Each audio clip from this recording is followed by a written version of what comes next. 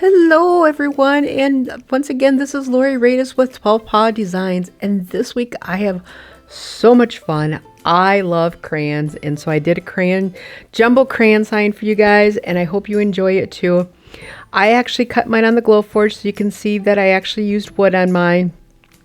But you do not have to use a Glowforge to do this. You could actually use foam board. You could actually do cardstock. You could do whatever you want. I actually did this, and I will probably be releasing a kit so that you can actually do this. So in mine, I used the wood and then some paint. I actually had used a couple of the paint pens so I could do the jumbo tags, the crayon tags that you see on the side there. Once again, I'm using the bead garland I purchased from Hobby Lobby. If you followed me, I've used this strand many times, and I got it on sale, so always watch for those sales. I use paint or makeup sponges instead of paintbrushes because it makes it super easy. Some twine, some ribbon, and just having fun, because who doesn't love crayons? And again, and then to put it all together, I used Gorilla Super Glue.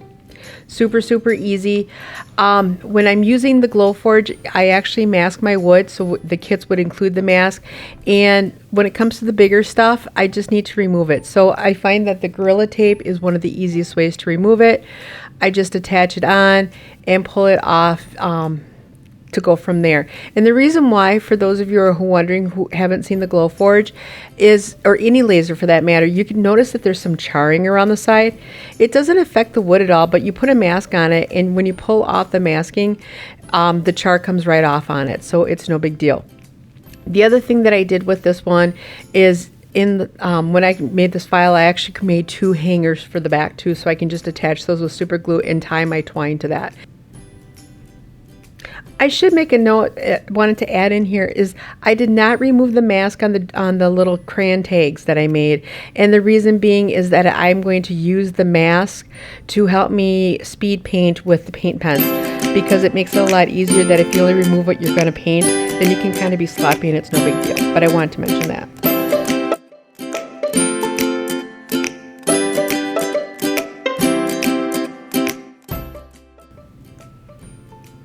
Now let's do some speed painting. And again, I'm just using, I love red crayons.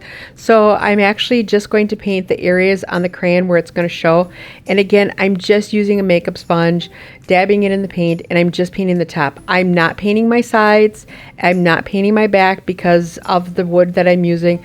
I'm just going from there. Now, for the wrapper portion, this big piece that you see me painting here, I wanted it a little bit lighter, but if you add white to red, you're going to get pink, of course.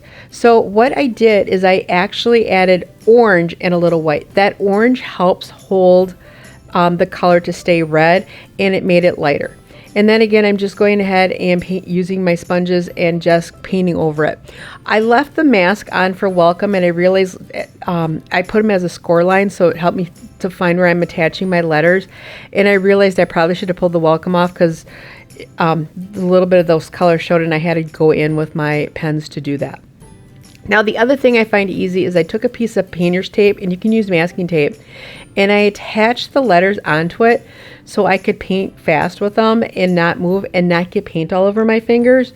So there's a simple little trick for painting letters like that, or little things like that, is attach them to paint or to tape and then paint them, and your fingers won't get full. You could use a makeup sponge and dab them, or whatever you'd like.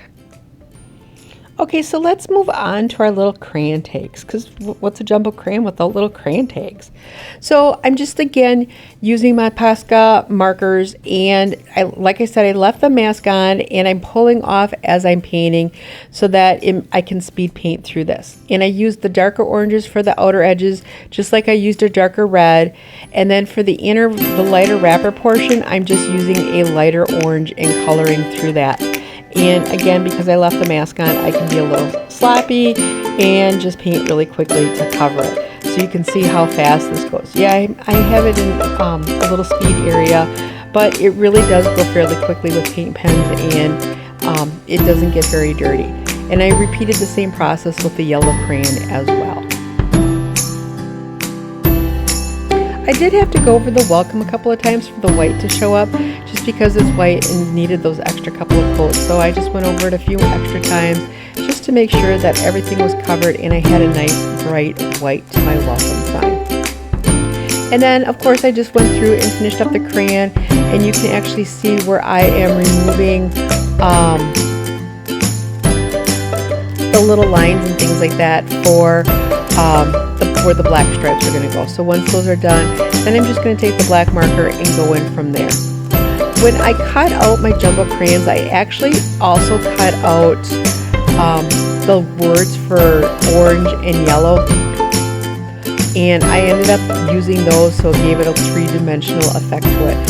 So like I said here, I'm just coloring in with the black marker or the black paint pen, and then I used and applied the letters to give it that 3D effect.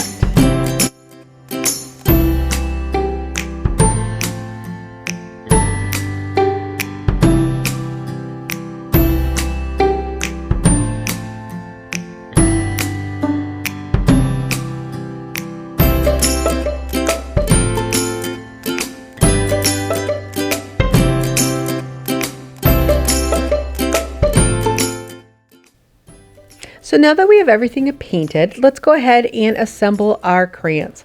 And again, I'm just using super glue here, applying some to the back. Mine actually has, I can use a paintbrush version of it, or I can actually just squeeze it onto the bottle and stuff like that. And you can see here it wanted to be difficult at first to not come out. And so I'm just applying some super glue onto it and then just attaching it to the crayon. And then I'm going to go through and attach all my pieces. And you can see I turned it on the edge just to make sure that it was attached appropriately. I did adjust my file later on to add in score lines to make it easier to know where the pieces were going to go. But for the most part, I'm just eyeballing it through here to make sure that everything looks good and attaching everything on.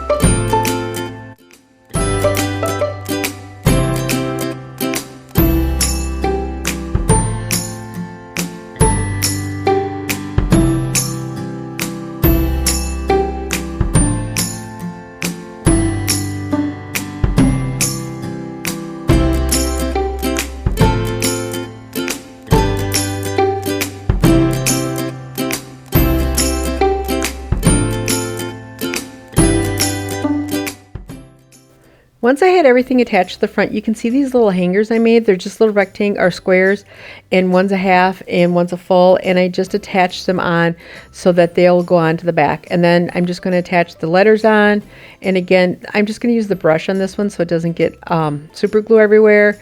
And then I'm just going to dab it and apply my letters. And again, in the future, I would just paint the whole thing black because you can still see your score lines through the black and everything, so it would be no big deal.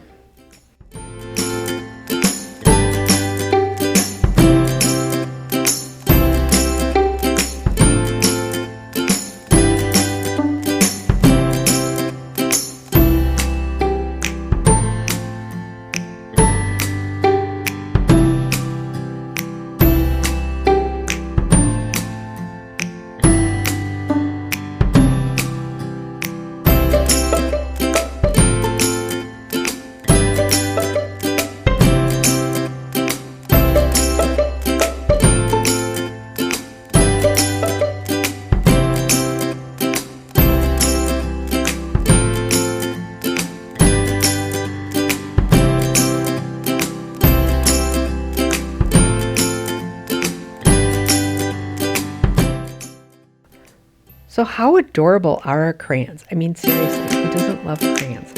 So now let's finish adding in or decorating our crayons and putting them together.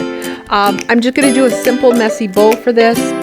All I'm using is I'm taking different colors of ribbon, cutting them into strips. In this case, I used 4 of each one, crisscross them on top of each other. And again, it's just a bunch of ribbon that you cut into strips and crisscross them and angle them up. So I do one level of one, or do all my ribbons, and then I repeat it all over again to give that bow, that messy bow, some dimension and some fun, and you just mess it all up. And then once you have everything done, some people will use a zip tie to assemble theirs.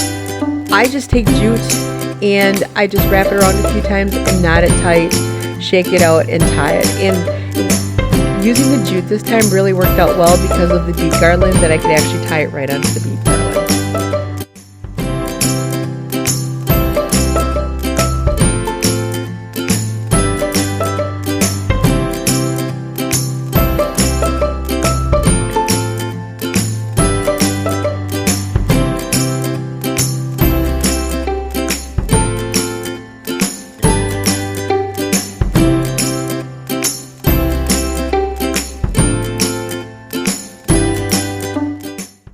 That messy bow is done, I'm just taking my bead garland, and again, like I said, I bought this at Hobby Lobby when it was on sale. I just cut off the tassels on it. I've used this bead garland so many times, and you can see where I measured out, and I'm still probably going to get at least one, if not two more things out of this. I probably have used it 4 or 5 times already. So watch Hobby Lobby or any of those types of places for sales if you do not want to paint your beads. And then basically I left it on the strand because it was already there for me. And I just looped it onto the back of those little hangers, and now I'm just going to knot it. And then once it's knotted on there, I'm just going to use the super glue and hold down on it for a few seconds till it holds, and away you go. So the adding the hangers on are a super easy way of doing it, and it makes it fun and easy, and you can go from there.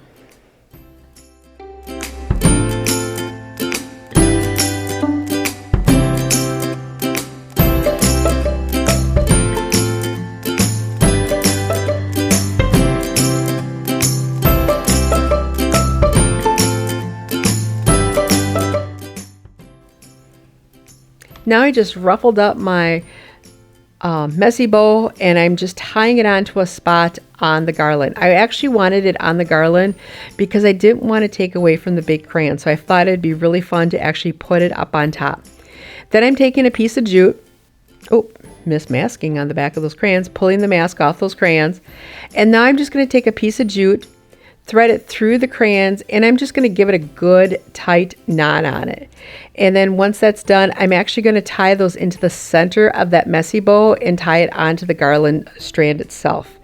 Now, one thing is they're a little heavy because of course they're wood on the garland.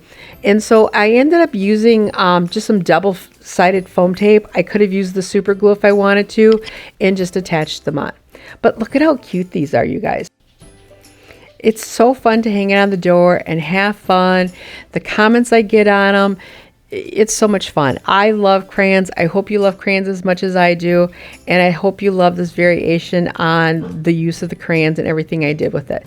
So do yours, share them, and enjoy. Thank you. Bye, you guys.